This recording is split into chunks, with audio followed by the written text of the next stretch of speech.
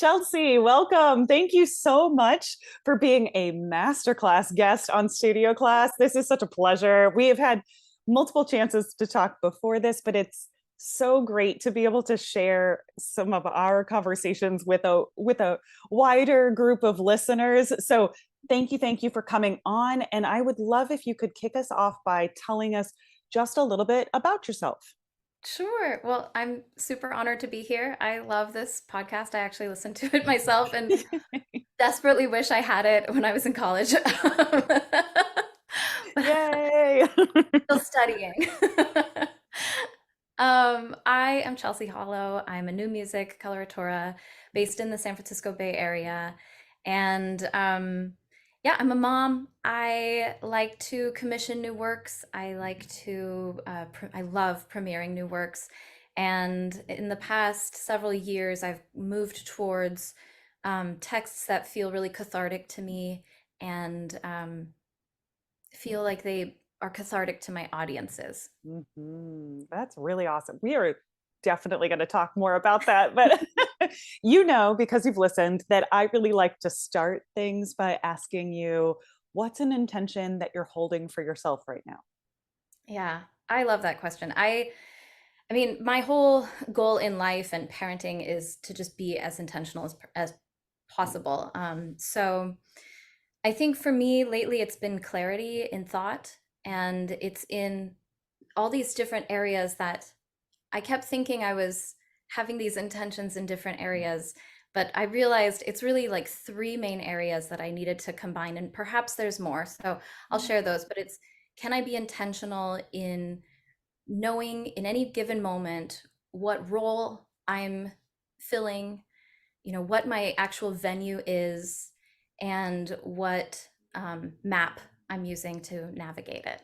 Oh, that's so interesting. So, Well, can you dig into that a little bit more for me, and maybe even how you kind of came up with that, or that particular naming system, or those labels for each one of those facets? yeah, absolutely. I think for me, the whole idea of like a role started as a desperate need to know how to be an opera singer because I came from a completely different world and yeah, I just didn't feel like I understood anything about it. I felt like I was pretending to be an opera singer for a really long time and hoping that no one discovered I sang classic rock. Um, um, yeah, and so I think I remember very early in my singing being very nervous at rehearsals and just feeling like I didn't know what I was doing, even though I was prepared. And I had a friend who was just brilliant on stage. And so I remember going to a rehearsal one day and thinking, okay, today I'm not going as Chelsea Hollow. I am going as Sarah being Chelsea Hollow in this rehearsal. Yes, yes. And all of a sudden, that like separation gave me this permission to be really who I wanted to be in that moment. It was all me. I wasn't actually putting on anything different. It was Yeah, just the parts of me that I needed to kind of curate in that moment to feel confident enough to be there.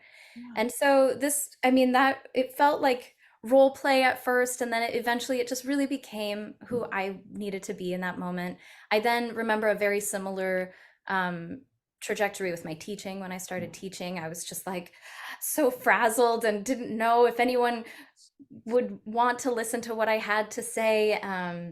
And so I remember being like, okay, well, who is this character I want to be in the performance of Chelsea Hollow, the voice teacher?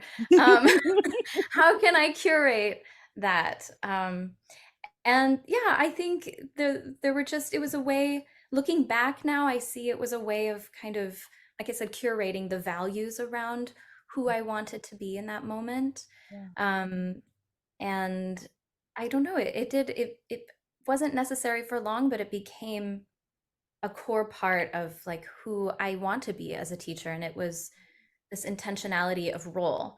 And so that like later moved into all sorts of different things. And it doesn't feel like I'm becoming a character in myself now. It's more this like intentionality of who am I? who is this like audience expecting me to be, you know? And I don't mean to say that life is a performance that I'm, you know, performing constantly. It's more about um I'm a very I'm a diverse person when I exist in the world. Like sometimes I'm a beach bum who wants to go skimboarding, and sometimes I am a hiker and I'm a gardener, and um, I need to kind of hone the the personality traits. You know, now that I'm thinking about it, actually, this was true in high school too. I remember like not quite fitting into one group because I just loved everyone, and I Yeah. kind of around, but people couldn't figure out who I was, you know, because sometimes I was hanging out with the punks and going to concerts, and sometimes I was ditching school to go skimboard, and Yeah. sometimes I was singing choir, you know, singing in the choir. And so it just, I felt like I was always being true to myself, but sometimes you have to organize that for other people to understand, I guess. Yeah. See, you made me think of this a conversation that I was having with a friend, kind of recently about how it's helpful when we're clear. We can be all sorts of things, but when we're clear with other people about maybe that role, or understand that certain people see us in a role sometimes, and that doesn't have to mean that it's the only thing that you're about, but right, that helps you understand that, like, oh, they see me this way, and I can help them understand to see me in multiple ways, that kind of stuff. Um, I think that throughout our professional lives, we can feel a little stuck, maybe a little, like, a little confined when Yeah. we're presented with other people who see us in only one of our roles Hmm. versus lots the fullness of ourselves, right? And I'm wondering if that's also part of that experience for you, is realizing that sometimes people only do interact with you in one of your many facets. And have you felt that kind of um, confined feeling by that? And does this help you kind of contextualize all of the things that you are, all of the diverse parts of yourself for other people, so that you can kind of communicate all of those things with them a little bit better? Yeah, yeah, I think that's a really beautiful way of putting it. I think it's I think a part of it is like this so I struggled for a long time with imposter syndrome, and like showing up at rehearsals and just being convinced that there was some kind of mistake, that I Yeah. just wasn't supposed to be there, even though I was singing like the title role or, you Right, know, right. lead role, just convinced that someone made a big mistake. And so yeah, I remember showing up at, I think it was in Pittsburgh. I was understudying Zerbinetta, right? And so she's like the queen. That, I mean, I just wanted to be her so badly and like absorb everything she had to offer. Um, and at one point, she like, she took me out to coffee, I think, and we were just chatting, and she wanted to, you know, just be a good mentor for me. And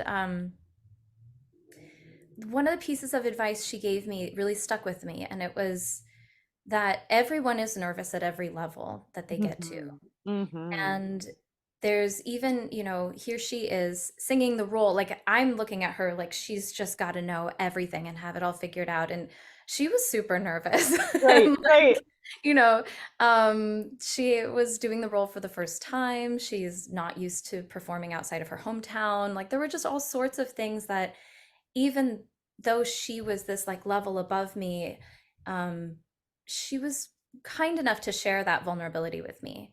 And Mhm. I think it really, I started to understand like, oh, yeah, there's different ways of showing up as ourselves. Mhm.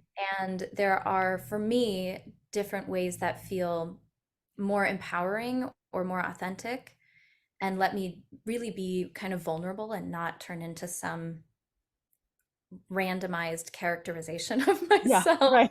you know, that's just like kind of responding and reacting to different situations. So it just feels more intentional, if that makes sense. I love that.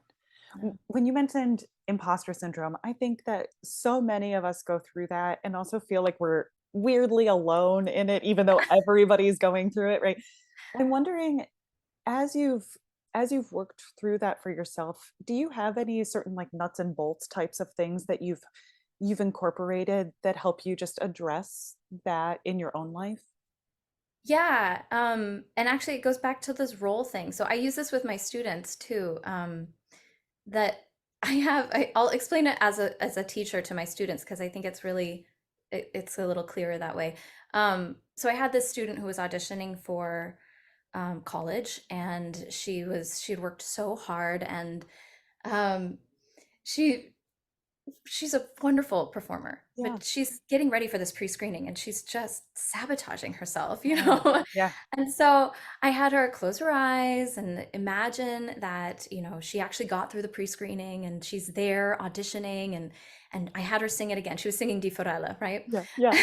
and, and she goes and she sings it and it's like much better. And I was like, Yeah. oh, this is working. Let's continue this. I said, Yeah. okay, let's do it again. You're going to close your eyes and now you're going to imagine you got in. You're at Yeah. the school. You are performing for the Aria Marathon or whatever, where the Yeah. singers get to know each other. And so now sing it again. And she sang it again, and it was like considerably better. And so I said, okay, we're gonna go. This is 5 years from now. You're graduating. It's your senior recital, and you decide for your encore, you are going to perform the song you auditioned with, Di Forella. And she did it.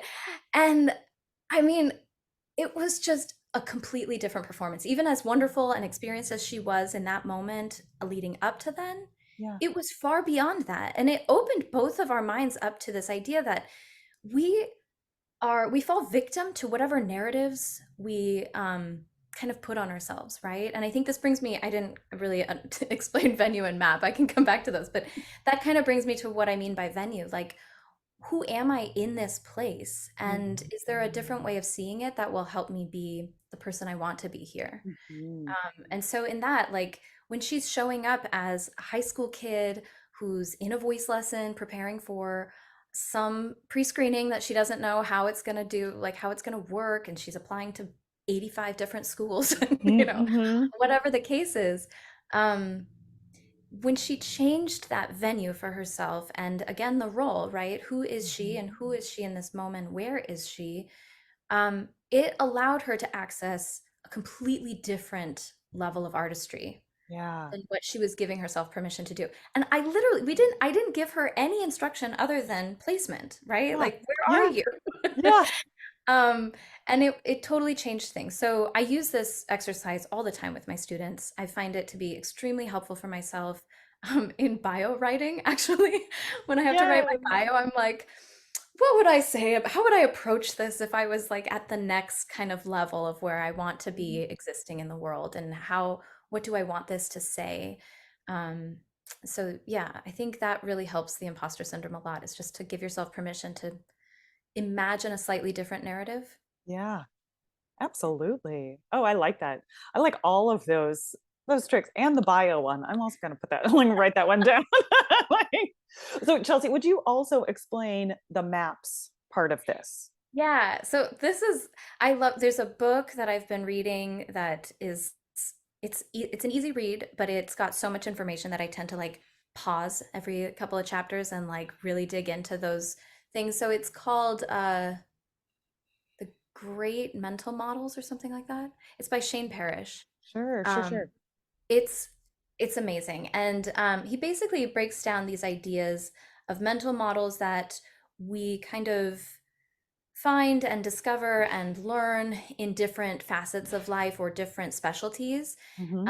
And so this idea of the map, it comes from, map making. Yeah. And it's very obvious, but when you like really settle into it, it makes a lot more sense. So the idea is that the map is not the territory, right? It's Hmm. just this simple idea, which we know when we're like driving and we have Google Maps, and Google Maps is like, well, this happened to me yesterday. Turn left right here. And the sign says no left except streetcars. I'm like, Like, oh, I can't turn left here. And so in those moments you realize, right, there's the information of the map, which is this like reduction of information, Mhm. and then there's reality.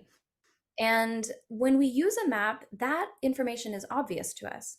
But what he argues in this book is that this we are using maps constantly. We are Mhm. using information that people have reduced down for us with their experience, and we are absorbing that truth. And if we don't understand that it's a map, that it's a reduction, we don't always give ourselves permission to see the actual territory. Yeah. And Yeah. so, I mean, I remember reading this and immediately just like setting the book down and journaling for hours Yeah. on classical music and this so-called map that we are given, right? Mhm. This idea of what trajectory we're supposed to follow and who we're supposed to be and what kind of, what leads to where. And I'm just thinking, okay, who gave me this map? And did they even know they were creating a map? Mhm. We have map makers upon map makers that don't even understand that they're map makers. Right. And that's dangerous. That's a dangerous place to be when it comes to um, thinking clearly. Yeah. And so for me, um, this has been kind of in my mind of like, whenever I have some sort of information that comes in or some idea of how things are supposed to be, just kind of sitting back and being like, okay, what is map and what is territory? What's my experience and how can I use this? And then just taking it one step further, um, kind of what maps do I have access to Mhm. that can help me in new territories? Yeah. So this hit me when I was recording my album that I'm releasing this month. Yes. Yes. um, that I was in the studio. I was super nervous to start because, this is a big deal and lots of money had been invested into this project, and I was bringing these new works to life.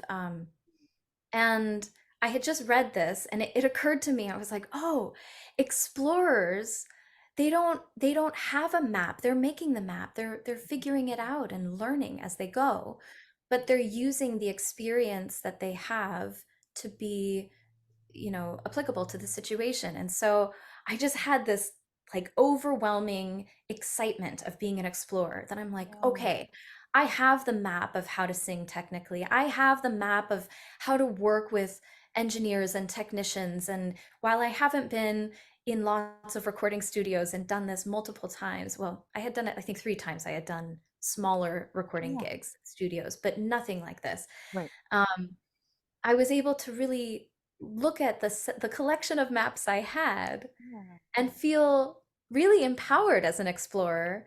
And then it opened me up to like not needing to feel like I knew everything in the situation, Mhm. right? Or pretend that I Mhm. did. And so I was able to go, gosh, I know nothing about that. Like tell me, like teach me, oh mighty engineer, how we set this up. And it became much more collaborative instead of me trying to pretend I knew what to do in that situation. Yeah. Oh, I love that. Also, I think on so many occasions about all of the times that I felt the pressure to pretend like I knew what was going on. And each time I've set that down and been like, I'd love to know a little bit more about that if you're like interested in telling me, trying to find that way to be like, oh, interesting. Tell me more about that thing. Like without without feeling dumb is such a it's like sometimes you just have to let, like you said, allowing yourself to be vulnerable in that moment Yeah. so that you can learn, you can benefit from other people's experience. I'm so glad that you found that explorer sense in yourself to just kind of be like very open, and that put you back in touch with a vulnerability that felt very positive, right? Felt really good in that moment. So I love that. Yay. So we're definitely okay. I want to make sure that we definitely talk about the album. So can you drop the name of the album, do all of that stuff as we continue to go through our conversation? So what's the name of the album? And give us the spiel for it. Okay. So it's Cycles of Resistance, Yeah. and it is 24 tracks, 22 of which that I commissioned between 2018 and 2021. Um, it's all texts coming from activist and resistance movements. And so we have, there's so many languages. It is in Mandarin, Dutch, Czech, German, Arabic, Sanskrit, Turkish, and English. Wow. Um, and so it's this really kind of international um, collection, chronicle of movements that of people standing up for themselves and for saying what they really truly believe needs to be said in difficult moments. Um, so yeah, I'm extremely proud of it. The music is all contemporary, obviously.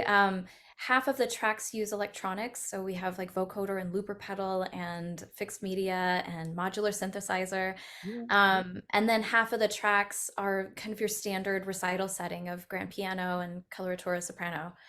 Um, but they're beautiful, and some are tragic, but most are really uh, just beautiful moments of human resilience. Yeah. And then the two tracks at the very end were actually submitted by a composer who he was in the call for proposals, but was on my wait list. He's fabulous. It was just there were so many fabulous proposals. Like I Yeah. had to, limit it. Um, but he sent me two songs that are peace prayers from peace prayer settings. So one is a Vedic chant, Shanti, like peace coming to the earth, peace to me, peace to you, peace to the gods and the heavens, peace to the plants, Yeah. peace to peace itself. It's just such a beautiful mantra of peace. Yes. And the second one is the Arabic greeting of, peace be with you, peace of Allah be with you. And so I thought to end with those of just like ultimate resilience, right? These ideas of, look, things are hard, but I believe that peace can come from me and peace can come to those around me. Mhm. Oh, that's so beautiful. I cannot wait to like hear the whole thing. It's so great. Well, and I do want to pick up on one of the things that you said in there. Also, I know that languages is a big passion, like there are a big passion of yours. And Mhm. so I love that you're able to incorporate the the side of activism and catharsis that you're finding, and then the another aspect being commissioning and collaboration, working with all of these composers, but then also getting to do all of these different languages, and not just like what we might have been told are like the standard singing languages when we were going through our like Western art music education, right? So I'm curious, and this might lead us into the next thing, if I know that you really like to help your students also kind of like embrace that, help your colleagues embrace singing in different languages. But I'm wondering if you could talk a little bit about your path when it came to embracing all sorts of singing languages. Yeah, I think for me, it was really personal. I'm Arabic, and I wanted to sing in Arabic. Yeah. And so for my master's recital, I found this gorgeous set of four songs by Tsipi Fleischer. It's called Girl Butterfly Girl, and it's just so gorgeous. And I'm good with languages, but I don't speak Arabic, and so I needed to find a coach, and it was impossible. It was so hard, and this was, we definitely had the internet, but YouTube wasn't as helpful as it is now. Right. Um, and so I remember like, the one coach I knew who maybe knew an Arabic coach was only reachable by phone, and so I had to leave voice messages. I mean, it was so chaotic and difficult, but I finally did meet with someone who was able to coach me through the Arabic. And so I felt pretty good about that. But then this big conversation in 2020 around adding diversity, which I think is so important, but I Mhm. think the conversation is so limited. We're like, oh, we need to bring in more, women composers. Oh, we need to bring in more Black composers, which is so true and so necessary. But like, we also need to bring in diverse voices from all over the world, Yeah. right? There's not just like white and Black people, there's all different kinds of people. Right. And like it just felt like the moment we were just scratching the surface Mhm. at what kind of diversity we could really bring to classical music. And Mhm. we are talking constantly about how our audiences are shrinking and how can we get the public to understand classical music.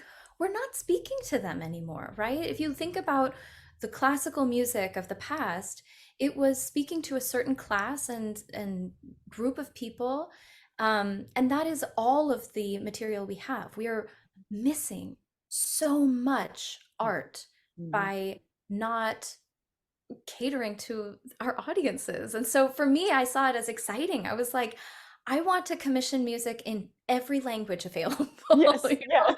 So when I sent out this call for proposals, I said really like I want it to be in the language that it was written, and I will do the work to learn how to sing in whatever language you submit. So um I got those languages. I got even more languages than that, but I didn't have room for it. Yeah. Um, and I Future started project, right? Like exactly. I volume have two. I have a huge database of all the songs I still want to Yeah, commission. yes. But yeah, it was interesting how empowered I felt as a commissioner to commission these works, and then how completely unsupported I felt as a singer to learn these new languages, because Right. here it was like 10 years after my master's degree. No, it's not 10 years yet. Yeah. Anyway, You're like, years it after my feels like master's 10 years. degree. Yeah, everything is available online. You can find Yeah. out how to do anything on YouTube, I feel like. And I could not find a coach in Dutch. I could not find a coach in, I had a Czech coach. Mandarin, I couldn't find anyone to really dig into Mandarin. And I know there's lots of Mandarin, professionals who would be great at this, but I couldn't find them by their language. Right, I right. couldn't find, and so even now with Zoom and everything, I can have coachings from anywhere in the world, but I had nowhere to locate these Right. fabulous musicians that I know exist. Right. So I actually I built a database. Amazing. Yeah. And it's free. Everyone is welcome to use it. There's not a ton of people on there now. I think I'm up to like 40 coaches. But anyone who hears Still this who really is impressive. excited Yeah.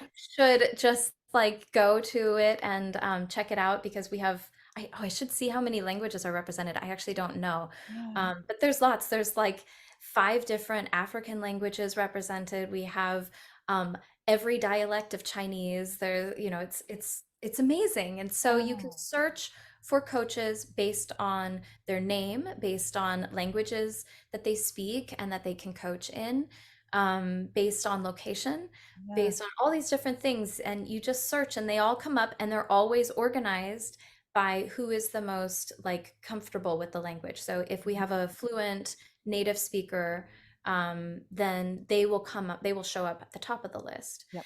And then lower down, you'll get the more conversational, or I have sort of experience in this, but you can really Yeah. see who you're reaching out Yeah. um, to find coaches. So I'm really proud of it.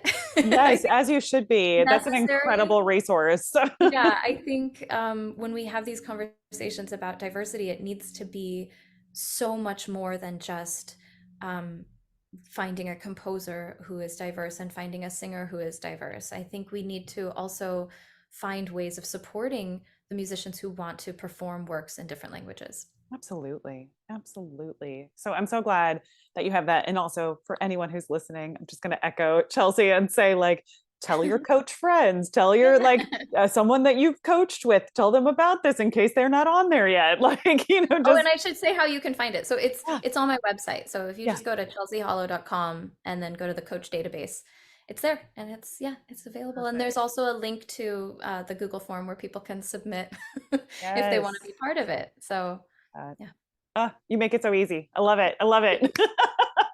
Well, Chelsea, you know that I love to ask people about, so this might be akin to a couple of the things that we've already talked about. And if you want to pick a different direction, cool. If you want to elaborate on something that we've been talking about, also cool. And I'm wondering, can you tell me a little bit about a skill that you love to teach? Or so it can be hard skills or soft skills, really whichever direction you like to go. But I think that we're all teachers in some respect, even if that's not like the label on what your professional thing. I think that's how we move through the world, is that we're sharing information with each other, and and I think it's important that we pass things on. And so obviously I like to do this in a podcast format as well. And so I'm wondering if there's something that you just really love to share with other people in kind of a teaching way. Yeah. I think, I mean, I think the role idea of just really being clear of who you are in the moment and what narrative you're kind of subjecting yourself to in Yeah. any given moment is probably one of the biggest things that I like to pass along to students. Um, I think another one that is just strictly technical is lip trills. Um, Yes, yes. I think I think they're really misunderstood. Go, go on. Um, so I did lip trills forever and never felt like they were helpful. I couldn't figure out why they were necessary. And I understood the idea of like finding the resonance and getting the air flowing, but for me, they never seemed to really line me up properly. I felt like I was in a really pressed place afterwards. Mhm. And it wasn't until I started studying with my current teacher, Julia, she kind of explained to me like, "Oh, you need to keep your tongue wide." And I was Mhm. like, "What do you mean? I'm in a lip trill. What does my tongue have to do with it?" And I literally had no idea that there's Yeah. like a vowel space behind the lip trill. Um, and so I love teaching this because I feel like lip trills are used at the beginning of lessons. I mean, probably 90% of lessons, right? There's Oh definitely yeah. a lot of people who are like, no, we don't do lip trills. Um, but I think that if they're misunderstood, you can start with such a horrible laryngeal position because of the tightness in the tongue. And so I like to really explain to my students the physiology of what's going on and help them understand the different vowel space of how we tend to try to go to like an I or an E behind the lip trill because it funnels the air, right? Which creates the Mm, smooth stream of air we need for the lip trill, yeah. but it doesn't actually practice the consistent airflow we need from the source, Right, right? right. Because we're just funneling it. So just like pouring water into a pitcher or from a pitcher into a funnel, right? You can be inconsistent in adding the water and it will still come out pretty consistently. Yeah, But if we're practicing lip trills, for breath flow and consistency and utilizing our tongue as a funnel, we're not actually practicing breath flow. yeah. We're practicing pressure connection between our tongue and our lips. Ah, Yeah. so So, many feelings about this. Yes, yes. so I think that's a big one for me. And then also like breaking down the ideas of kind of like physics and how I feel like for me, so most of my students are pretty beginner. I don't work with Yeah, very advanced singers, but I drop into pretty advanced ideas right away. yeah, And so I think with my students, talking about the physiology and the physics behind what's going on adds like these data points that lets them do pretty amazing advanced things, right. even when they're just starting out with, learning how to sing classically. I love that. Chelsea, when you were earlier in your journey taking voice lessons kind of at the beginning of things, do you feel like you were working with someone who was also kind of physiology based, or did they have a different approach to it? What was your experience like with No. that? I wish. My teachers before Julia were all fabulous. They were wonderful, and I gathered so much wonderful information from them. Um, so it's not that I regret anything in my No. teaching or my studying before Julia, but um, I took voice lessons. I didn't start singing classically until I was 20. Yeah. Um, and so I was a pretty late comer, did not even know what head voice was when I started college and sounded like Britney Spears when I Yeah. auditioned. Um, so I had a lot of like, I needed to learn a lot. And I think my teachers were kind of perfect for getting me up to where I needed to be. But once I actually got into physiology classes, I mean, so I was going to be a physics major before I went into music. And so I just dove right into the science and I was so excited and I would be up late reading like, scientific papers and studies and Yeah. but I never had anyone like I could talk with about this technically. So I kind of existed in these two worlds. I had this physiological and physics understanding, but I didn't quite know what was what when it connected to my body. And when I got with Julia, it was like this light bulb went off. Finally, I was studying with someone who had physiological and like really like acoustic awareness greater than I had, studied. So that was just kind of fabulous. Yeah. I find that so many of us have a similar process or a similar experience when we have these great teachers, and then also as part of our path we find the teacher that has that technique plus physiology plus kind of the acoustics like sense, and they just like pass that information on to us and we're like, what? Like, this is amazing, how come I didn't know this before, right? It just feels like it really opens up. So I do like having those kinds of conversations here for people who are listening to know that that's a really helpful part of what we are doing when we're making sound. And so if that's not something that exists in their current relationship, it doesn't mean that that's not a good relationship. It just means maybe also looking for other sources of information to kind of fill out your experience, because it can be so helpful if you feel like you don't have a lot of awareness around that. I would imagine that both of us would really highly encourage people to be like learning more about all of the physiology that's happening and how you can feel that awareness, but then also like the control of it that kind of allows you to make the sounds you want to make, you know? Yeah. Yeah. Yeah, I think it can be overwhelming. And I definitely think on some level, I remember when I first started learning like vocal ped, the semester I took vocal ped was like the worst singing semester of my life. I was diagnosing everything and like Right. just sure that I understood it better than what I thought I understood before, but I was just getting in my way. So I think there is, I think you should have some kind of trust in the singing and the mechanism. And I don't know, I like to tell my students like when we're learning new skills, are we in, data collection mode, or are we in like, practicing and intentional choice mode, right? And Yeah. I think often when I start to introduce a new idea to them that is, a little beyond where they're at, I will tell them, hey, we are like starting to enter the land of so and so. And so what I want you to pay attention to is like this, and this, right? Yeah. And as they're there, I'm like, we're headed towards like understanding our legato and breath flow, or we're understanding, soft palate or whatever, vowel matching, whatever it is. But I want them to start kind of building the awareness before digging into the actual, you know, um, physiology of it or the physics of it. And so, yeah, I think it's a balance. We definitely need both. Right. I just had an amazing lesson with one of my students yesterday discussing how, and this is so not physiological, but we were like playing with the idea of using color as a Mm. shorthand communication with our brain for like what kind of like timbre we were going for, right? And Yes. all of our lessons up to this point had been super physiological. And I remember being like, this is a weird thing I'm going to do with you, but I think it might be helpful, And so I Yeah. had him sing through something, and I was like, if that had a color, that tone that you did, like what would it be? Yep. And then switching into, okay, what color do you want this phrase to be? Mm-hmm. And it, so I think those kinds of obscure ways of communicating with our brain are really helpful too.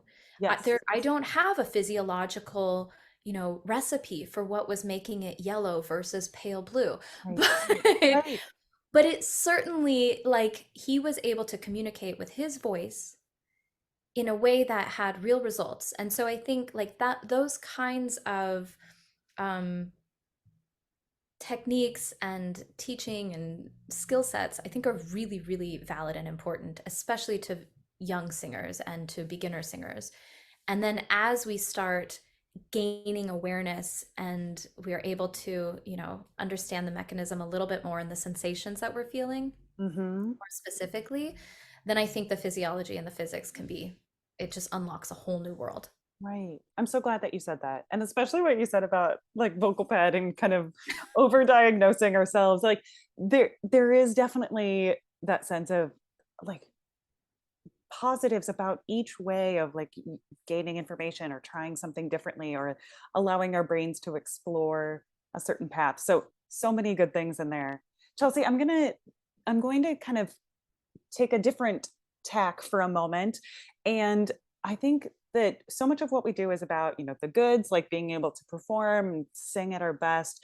And then also, as you mentioned, like, how do I be an opera singer, right? How to be the thing that we're doing. And I think a lot of that is just kind of how we amass our own career skills that we need, right? And everybody's career is so unique and so individual. And that can feel kind of isolating sometimes. But I think that we gather from each other all of these kind of thoughts and ideas about how we can pursue it. I'm wondering, you know, I'm big on micro actions. Like, so I am wondering for you, Mhm. if you've been able to identify a micro action that has helped you feel momentum. And this is just like a personal thing. It doesn't have to be like, oh, well, this was my big break or anything like that, but more like, this is what felt like I was like moving towards my goals. Yeah. I think there's two. There's one that is strictly physiological for me and like technique, which was like wakeful rest. Have you heard of this? Oh my Yeah. gosh, this idea of so we all know that our brain processes things while we're asleep. Hmm. Um, but I've just read a study a few months ago that just like totally changed the way I practice, um, which is that in like 10-second increments of just not super focusing on any other thing, our brain will run through whatever we were just doing like 30 times more than when we're actually doing it, Yes. right? Yes. And so I started playing with this because I was learning this ridiculous piece that was so hard that I could not understand the rhythm of, and I love rhythm, but it was putting me through my paces. Um, but I started just like doing it slowly, and when it really felt good, just taking a second to like have a sip of water and look out the window and then, go back to it. And it was wild. I mean, this song that I had been practicing for weeks Yeah. and feeling like I was just hitting a wall with, Yeah. all of a sudden within a single practice session, I was feeling like, oh, I've got this. Like it's Yeah. okay. Right. Um, and so I think that was huge for me with just being able to kind of learn all sorts of things that were tricky and to really get them in my body faster, which um, as a mom, I often only have like 15 minutes to practice and Right. I need to, learn a lot of music in that 15 Yes. minutes. So, and Wait, it's can you often go like, over yeah. how the wakeful rest, like how you incorporate that? Like when you're doing it, just what are the steps for you when you're Yeah, so I basically will be practicing like normal. Mhm. And then when I really do something correctly, that I'm like, I want to do that every time. Yeah. I just stop and I look away from the music. I live across the street from a park, so I look at the park. Mhm. Yeah. I have a sip of water or tea, whatever's there. Maybe I go to the bathroom, right? It's Mhm. it's short. It's not like a big thing, but the main thing is I don't think about what I was doing. I just kind of let my brain go on autopilot. Mhm. And it's really interesting. I've gotten to the point where, and I don't know if I've just invented this sensation in my head, in my imagination, but it feels like for about 10 seconds, my hair is like sticking up. You know, when you get like goosebumps, and you feel your hair. It's like that, but like on the inside of my head, right? Yes. I could totally be making this up, who knows? But I have this sensation of like, yeah, it's gone through it now. And then I just go on. So it really isn't much more than 10 seconds. And I use it with my students too, especially when they've been struggling on something and we finally get it right. I'll just be like, cool, get a sip of water. And Mhm. they all know. I tell them like this is Yeah. what we're doing. When Yeah. you hit this place and you do it right and I don't say anything and I just give you 10 seconds to just do your own thing, that's what we're doing. Yep. Um, yeah, so it's been really helpful. Yeah, I love that. Such a helpful practice strategy, honestly, like making use of how our brains work and we don't have to keep forcing it. And I think especially as singers, you know, we don't usually spend like the hours and hours in the practice room the same as certain instrumentalists that maybe their endurance wise that it's just different. Mhm. And so this is one of our strategies where we don't have to be putting more burden on the voice necessarily, but we're like still learning things really, really deeply. So I'm so glad that you mentioned that. And you said you had another one. What's your second one? Oh yeah, what was my second one? Oh no, I don't remember. We'll come back. We'll come back when Okay. it comes to you. You can be like, Just things here. that really help my career, right? Is that Yeah. So mini micro micro actions? actions that you feel like that feel like momentum, right? Oh, yes, I remember now. So I think for me, gosh, I wish I remember which podcast it was that I was listening to, but it was these two sopranos. This was years ago, and they were just chatting, and they were talking about um, one of them had just had this realization that like you don't have to be anyone else. In fact, you can't be anyone else, right? It's this Mhm. obvious thing, right? Yeah. This idea that you can't be as good as anyone else is at being themselves, and they can't be as good as you are at being yourself. Yes. So your best shot is just to be yourself as Yeah. like hard as possible. Yes. And so I think for me, there was this big realization of I don't want to go sing in a young artist program um, at some big opera house. They don't really have a use for me. I'm this ridiculously high coloratura that they maybe have roles for every like 5 years, Yeah. maybe, right? Yeah. So I'm not useful to like a young artist program unless they're doing that show, right? Right. And they're not going to bring me on as their like fellow at the opera house. So Right. it's a different trajectory. And I think like focusing on that, who am I in this moment, who do I want to be, um, it is a micro action in intentionality. I feel like it's not something I do to put out other things into the world, but it feels like it's just this identity of what is it that I do. who do i Absolutely. who do I want to be, you know? And I guess it goes back to my the beginning thing, that idea of role and venue, but Yeah. just who is it that I am in this space, and how do I stay true to that? I think that's so great. I love it. Chelsea, is there anything else project wise that's kind of happening in your life that you're excited about that you want to share with us? Right now it's all about the album.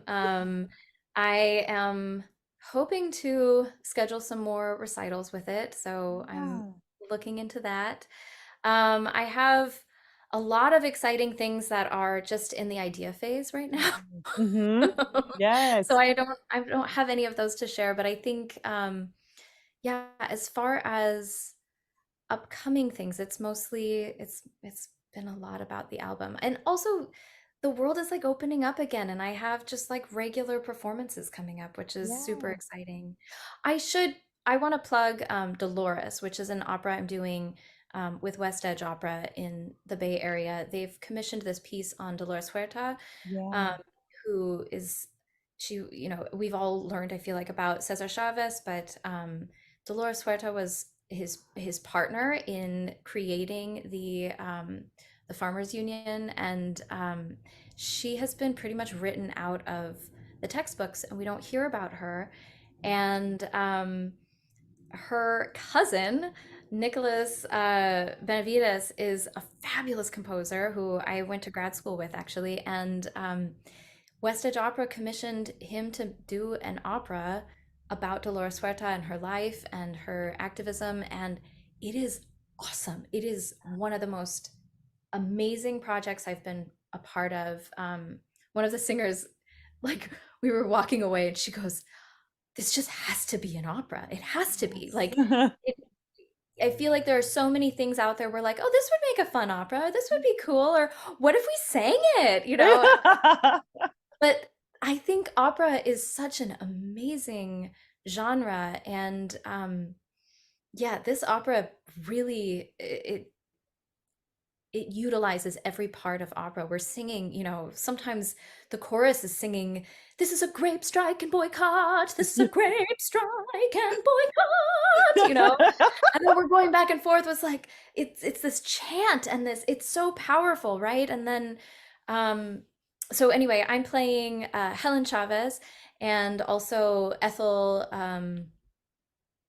Kennedy and Bobby Kennedy's wife. And so because it's still in workshop mode, but we are, it's fabulous. I highly recommend it. So everyone who is interested in kind of new opera should check that out. That's great. That's so wonderful. Well, I am definitely keeping ears out for that. Hopefully I can hear it at some point. That'll be very cool. So, Chelsea, one of my deep loves in life is just being curious about stuff. I just really enjoy asking people questions and finding out, learning things. And I know that that's true about you as well. And so we are both lifelong learners together. I'm wondering if you would tell us a little bit about something that you're curious about these days. Yeah. This is going to sound really ridiculous, but my big question that I've been pondering is what the heck is classical music? Yeah. What is it that I do? I feel like I think because I'm releasing this album and I've been, talking with friends who aren't necessarily musicians and explaining it, and one of them was just like, "Wait, it's new music, but it's classical music? Wasn't it like classical like Mozart, right? It's like dead, right?" And I was like, "Oh yeah, but it's contemporary classical." And he like did not get it. He did not Yeah. understand what I'm talking about. Yeah. And then a couple days ago, I was talking with a composer friend, and we hadn't seen each other in a while, like since I was doing more classical type repertoire. And so I was like, yeah, I just wanted to reach out because I know that, you compose really cool things. And if you ever want me to sing for you, whatever. And he was like, well, you do classical singing, right? And I was like, yeah, but you're a classical composer. And he's like, I don't consider myself classical. And I was like, what? You just released a piano album. Like, what are you talking about? Um, and it was just wild to me, and then at some point he was like, well, let me ask you, do you consider Barbara Hannigan a classical singer? And I'm like, yeah, Yeah. 100%. Like, and, Pamela Z and like all these Yeah. amazing, technicians. And so I don't know, maybe there's someone who has thought about this more deeply, but lately I just feel like I'm butting up against this wall of like, how do I define myself in the world? What is classical music? Why is that our genre title? My album is all new music, but of course it's going to be released under a classical genre. What does Mhm. that mean? And is there better verbiage for that? I think there's a big discussion that needs to be had and some bigger organizing thoughts around like, how do we put this out there in the world? How do we explain to people what we do? I think most people, when they ask what kind of singer I am, I just say an opera singer. Mhm. Mhm. I do sing opera, but I also like most of what I do, and the album I'm releasing is art song, but Right. no one knows what that Right. is. I'm a recitalist. Um, He'd be like, okay, cool." yeah. So I Nice. think that's been a Yeah. big, yeah, a big ponder for me. It's just like, what is classical music? Does it need a boundary? Is there a use to having some better way of organizing my thoughts around this? Is there a use to not having thoughts around this? Like, is it okay if I sing like Britney Spears in one song and sing like, you know, I don't know, Cecilia Bartoli in another? I love that you keep picking these mezzos. Like, You know, I've always wanted to be a mezzo. with I all their will I will confess sparkling to high you, notes. when I was in high school and I was in choir, I was the lowest tenor. What? I'm not kidding. That's Um, amazing. yeah, I think Range for days on this one. That's all I'm saying. Just range, I do constant have a range. low range. Yeah, it's not as low now that I sing up above, but I didn't know what head voice was. And so I was a tenor. And then I remember starting in college, I was in the voice program and they gave us like tickets to the opera, which I had never been to an opera. And so I was so excited. I went and I saw Carmen and Yeah. I came back to school. We had, it was like the dress rehearsal. So we came back to rehearsal and I walked in and I was like, and I just like everyone was like, "What are you doing?" I'm like, "I got it. I'm gonna be an opera singer. I'm gonna be Carmen. This is my life." And This everyone is was my like, life. "No, you will never sing Carmen, girl. You are this tiny high burden soprano." Ah! Amazing, amazing. Well, when they do Carmen like up a couple octaves or something, that's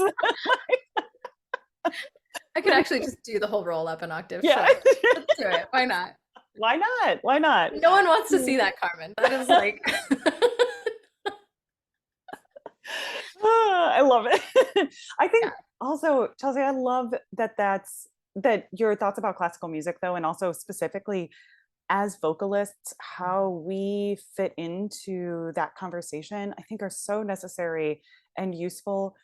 And actually, one of the things that I really love is that you're not you're not also like you don't have derogatory feelings about the fact that there are like classical sounds and like the more pop sounds that like they all kind of exist in music, right? And we and you have a love for all of those things. So I wish that that also got to be a little bit more part of that conversation, so it wasn't like this, if you like classical somehow that's like a dig or something, and vice versa, that we don't do the thing where we stand on the side of classical music, quote unquote, and go like, well, everything else is a lower art. Like, come on, folks. Yeah. Right? So I really wanted to share my love with you of that perspective. And so, and also my own personal feelings about before we had like Apple Classical, where it's like when you were like putting your music out into the world, like from recordings, and like Apple was like, we don't have a classical category at all.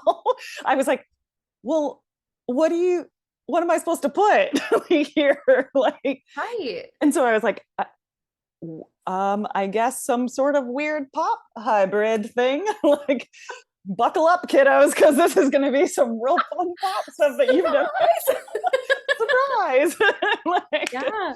so yes, I think genres and labels and are helpful for us to discover things and like and kind of move through information hierarchies and stuff like that, so that we can like process information. But also sometimes it's not as useful for us when we want to exist in multiple spaces. And I think having that conversation and about what it can mean for all of us is so important. So I'm glad that you mentioned that. I'm wondering if you feel comfortable, if people have their own thoughts that they want to share with you, if they can find you on the internet somewhere. Like, would you be okay with people reaching out and saying hi Oh, on the please. socials? Can you tell them where to find you? Yeah. I wrote it down because I'm bad at remembering these things. Yeah, on on Instagram and Facebook, it's at Chelsea Hollow Soprano. Would you mind spelling Twitter, your name for us that are listening? yes. So it's Chelsa, and then hollow, just the word hollow, Hollolow, Mhm. and soprano, no spaces or anything.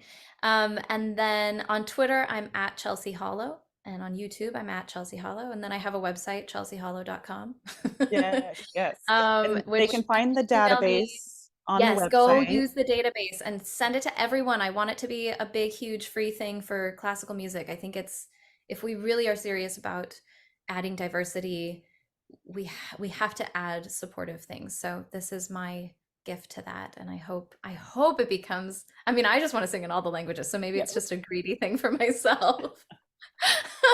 No.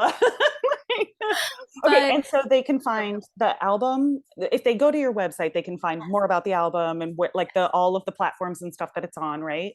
yeah, it's available right now. You can pre-order on Apple Music Mhm. and on Bandcamp, and you can find information on my website at chelseahollow.com/cycles LP, but it's also in the navigation, so just go look at my work and you'll see it. Excellent, excellent. So, and I think that was it. That I wanted to like make sure that they can find the database there, and they can connect with you with socials, and then they can also find the album that way. So I think we've covered it all. I should just put out a thing. I've learned so much about commissioning in this project, and so if anyone's curious about doing that, I think it's a huge way, talk about it's not a micro action, it's a huge macro action, but doing something like this really puts you in the driver's seat of your career and makes you so much more interesting as a singer. And I did this project not to do that, but what I've gained, I mean, the fact that I have an album I'm releasing with a label, I don't think I would have had that ability without having commissioned these new works and having these amazing, things. I think I would have had to like apply for all the things, and this was just like, here, this is a cool thing I want to do, and they were like, let's do it. Yes. Yes. So yeah, I think it's a really interesting way. Commissioning is a really interesting way to kind of own your own career, and I'm happy to talk about what I've learned and share my contracts and Yes. those things, Yes. the templates that are so useful. Maybe we'll do a special episode where I just bring all my friends on that have all recently done like huge commissioning projects, and we'll just like talk and kvetch. We'll just be like, this is it. This is the whole thing. That So would be amazing. I want to well, listen to the episode. no, no, you're coming on. Chelsea, thank you, thank you, thank you. I just cannot thank you enough and share my gratitude enough for sharing your wisdom and your grace with us as listeners, as colleagues, as friends.